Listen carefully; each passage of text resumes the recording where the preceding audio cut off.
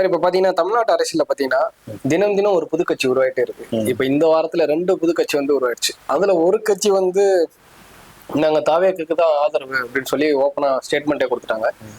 இப்ப இன்னொரு கட்சி உருவான கட்சினால யாரு பலனடைவா, யார் பாதிப்படைவா? பொதுவா இந்த மாதிரி ஒரு பொது தேர்தல்கள் வரும்போது பாத்தீங்கன்னா தேர்தலுக்கு முன்னாடி வந்து நிறைய புதிய கட்சிகள் வரும், திடீர்னு தோன்றுவாங்க.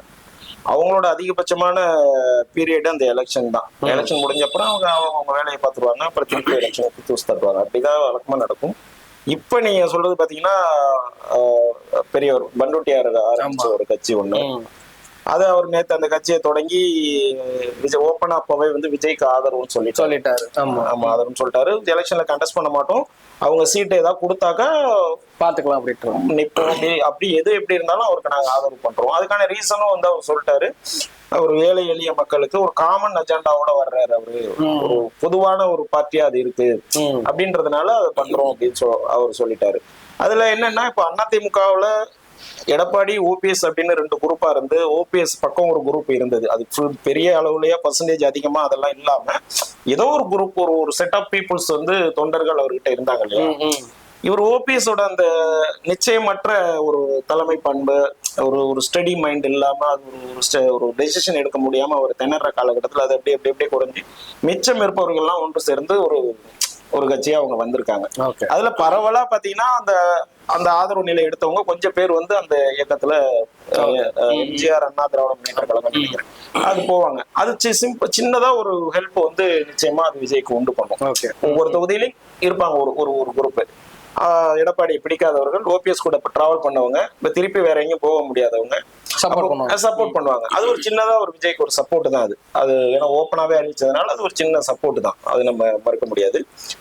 ரெண்டாவதா இவங்க சின்னம்மா வந்து சசிகலாமா வந்து கட்சி ஆரம்பிச்சிருக்காங்க. நேத்து கொடியை மட்டும் அனௌன்ஸ் பண்ணிருக்காங்க, பேர் அது வந்து நிச்சயமா வந்து ஒரு பெரிய பாதிப்பை டிடிவி தினகரன் அவர்களுக்கு தான் உண்டு பண்ணும். ஏன்னா தினகரன் ஆரம்பிச்ச அம்மா மக்கள் முன்னேற்ற கழகங்கிறது முழுக்க அவங்க சசிகலா அம்மையாரோட ஆதரவாளர்கள் தான். அவங்க அந்த டைம்ல அவங்க எல்லாம் தனியா நிக்கும் போது அவங்க சிறையில இருந்ததுனால இப்ப இவர் ஒரு கட்சி ஆரம்பிச்சோன்னா அவர்கிட்ட போய் ஃபார்ம் ஆனவங்க.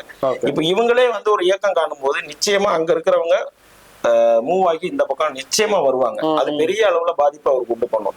இது அவரே எதிர்பார்க்காத ஒரு விஷயமா தான் மாட்டிருக்கு டிடிவி தினகரனுக்கு.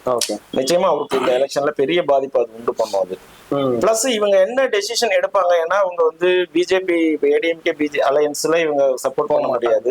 டிஎம்கேங்கிறது ஜெயலலிதா அவர்களோட எதிர்ப்பு. டிஎம்கேங்கிறது அவங்களோட நேச்சுரலாவே சப்போர்ட் பண்ண முடியாது. அப்ப அவங்களுக்கு மிச்சம் இருக்கிற ஒரு வாய்ப்பு வந்து பாத்தீங்கன்னா தாவேக்காருக்கு. இன்னொன்னு என்டிகே ஒரு விஷயம் இருக்கு. ஏன்னா என்டிகே சசிகலா அம்மா கூட சீமான் அவர்களுக்கு ஒரு நாம்ஸ் இருக்கு. அவங்களுக்குள்ள ஒரு நல்ல என்ன சொல்றது ஒரு புரிதல் இருக்கு. இவர் போய் அவங்கள மீட் பண்றாங்க, அவங்கள வந்து இவர் எங்கேயுமே குறை சொல்லி பேச மாட்டாரு, இதெல்லாம் இருந்திருக்கு. இப்போ ஒருவேளை தாவேக்காவோட சப்போர்ட்டை இவங்க கொடுத்தா கூட அவரை ஏத்துக்கிறதுல சில சிக்கல்கள் இருக்கு. ஏன்னா அந்த ஊழல்ங்கிற ஒரு பிரச்சனையை அவர் எதிர்த்து பேசுறதுனால இப்ப இவங்களை வச்சு அது பேசுறதுலயும் பிரச்சனை வரும்ன்றதுனால அங்க இருக்கு. அப்ப இவங்களோட மறைமுகமாவோ நேரடியாவோ ஒரு ஆதரவு சீமானவர்களுக்கு கிடைக்கிறதுக்கான ஒரு வாய்ப்பும் இருக்கு. ஒருவேளை லாஸ்ட் ஆப்ஷனா சொல்றேன், அதுக்கும் ஒரு வாய்ப்பு இருக்கு. அவங்க என்ன மாதிரி டெசிஷன் எடுப்பாங்க அப்படிங்கறது அவங்க கட்சி பேரை அறிவிச்சு அவங்க டெசிஷன் சொன்ன அப்புறம் தான் தெரியும். ஆனா மோஸ்ட்லி இப்ப இருக்கிற இந்த மாதிரியான ஒரு வெளியில இருக்கிற அந்த விஷயங்கள்லாம் நம்ம பார்க்கும்போது இவங்க கடைசி நிலைக்கு தான் அவங்க இருப்பாங்க.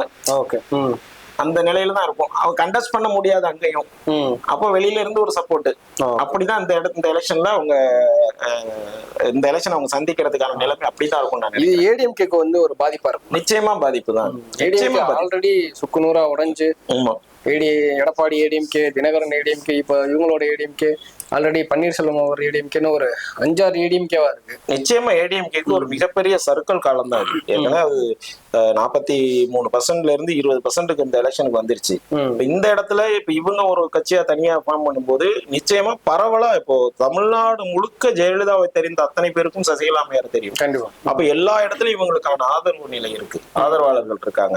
இப்ப அவங்க எல்லாருமே இது நாள் வரையில அதிமுகங்கிற ஒரு கட்சி அந்த உணர்வோட ஓட்டளிச்சிட்டு இருந்திருப்பாங்க. இப்ப இவங்க ஒரு டெசிஷன் எடுக்கும்போது அது வந்து ஸ்பிளிட் ஆகி இந்த பக்கம் வர்றதுக்கான வாய்ப்புகள் மிக அதிகமா இருக்கு. அதனால எடப்பாடி அவர்களுக்கு இது மிகப்பெரிய செட்பேக் காலம் தான். ஒரு பக்கம் அமமுக அங்க இருந்தாலும் கூட அமமுகவோட ஆதரவாளர்களும் இவங்க ஆதரவாளர்கள் தான். அப்ப அதனால எந்த யூஸும் இல்லை. அப்போ அது பிரிச்சு இவங்க எந்த பக்கம் வந்து எங்க இவங்க நிலைப்பாடு எப்படி எடுக்கிறாங்களோ அதை பொறுத்து எடப்பாடிக்கு மிகப்பெரிய சர்க்கிள் தான். இந்த எலெக்ஷனும் எடப்பாடி அவர்கள் தோத்துட்டாருன்னா அவருக்கு கண்டினியூஸா ஒரு 11வது தோல்வியா இருக்கும். இல்ல நீங்க 11, 12, 15, 20 அடிக்கிட்டே எல்லாம் ஒரு கட்சி நடத்தி போக முடியாது. இந்த எலெக்ஷன் அவருக்கு வந்து எண்டு தான். இந்த எலெக்ஷன்ல அவர் வந்து ஒண்ணு சீட் கன்வெர்ட் பண்றதுல ஏதோ ஒரு கௌரவமான இடத்துல போய் நிக்கணும். அவரு போன தடவை ஒரு 66 ஏதோ சீட்டு கன்வெர்ட் பண்ணாரு. அதனால கொஞ்சம் ஸ்டேபிள் ஆயிட்டாரு. இந்த எலெக்ஷன்ல அதை தக்க வச்சிருத்துக்கு அவர் ட்ரை பண்ணணும். கண்டிப்பா முடியாது.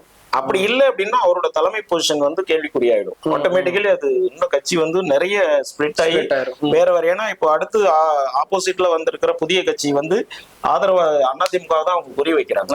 அவங்க எம்ஜிஆர் புகழ்றது இருந்து, ஜெயலலிதாவோட புகழ்றது இருந்து, அந்த அதிமுக தொண்டர்கள் மேல காட்டக்கூடிய ஒரு கருசனையில இருந்து எல்லாமே வந்து பாத்தீங்கன்னா அப்போ அதிமுக தொண்டர்களுக்கு ரத்தத்திலே ஊர்னது வந்து திமுக எதிர்ப்பு. அப்ப திமுகவை யாரு கடுமையா எதிர்க்கிறாங்களோ அவங்க பக்கம் அவங்க மூவ் ஆவாங்க. அந்த வகையில இவர் ரொம்ப டவுன் ஆகி மைனஸ் ஆகும்போது அது ஆட்டோமேட்டிக்கலி டிரான்ஸ்பர் ஆகி அவங்களுக்கு போய் சேர்ந்துரும். ஆமா, மாற்று கட்சியில இருந்து அந்த கட்சிக்கு போய் சேர்ந்ததுன்னு பாத்தீங்கன்னா ஏடிஎம்கேல இருந்து அதிக பேர் அந்த கட்சிக்கு போய் சேர்ந்து. ஆமா, இன்று கூட பண்டுட்டியார் அவர்கள் ஒரு நேர்காணல் கூட சொல்லியிருக்காரு, அதிமுகவே வந்து விஜய் ரொம்ப ஈஸியா கபலீகரம் செய்து விட்டாருன்னு அவர் சொல்றாரு. அப்ப என்னன்னா அந்த தொண்டர்கள் மனநிலை வந்து ஏன்னா ஏடிஎம்கே ஒரு கரிஸ்மேட்டிக் லீடரை ஃபாலோ பண்ண ஒரு கட்சி எம்ஜிஆர் ஜெயலலிதா அப்படின்ட்டு. அப்ப எம்ஜிஆர் ஜெயலலிதாவுக்கு அடுத்தாப்புல நமக்கு சப்போர்ட்டா இருக்கிற ஒரு தலைவர் யாருன்னு பார்த்தா அவங்களுக்கு விஜய் தான் தெரிகிறாங்க. அப்போ இந்த எலெக்ஷன்ல ஒரு பெரிய மேஜிக்கே அங்கதான் நடக்க போகுதுன்னு நான் பாக்குறேன். இந்த ஏடிஎம்கேட ஓட்டு பெரும்பாலும் டிரான்ஸ்பர் ஆகிறதுக்கு ஒரு பெரிய வாய்ப்பு இருக்கு. சோ இதெல்லாம் இது பண்ணிதான் அந்த தாவேகா கூட வந்து பாத்தீங்கன்னா இண்டிவிஜுவலா நிற்கிறதுக்கு நின்னா நாங்க ஓகே பண்ணிடுவோம் அப்படின்னு அவங்க சொல்றதுக்கு இதுவும் ஒரு காரணம்.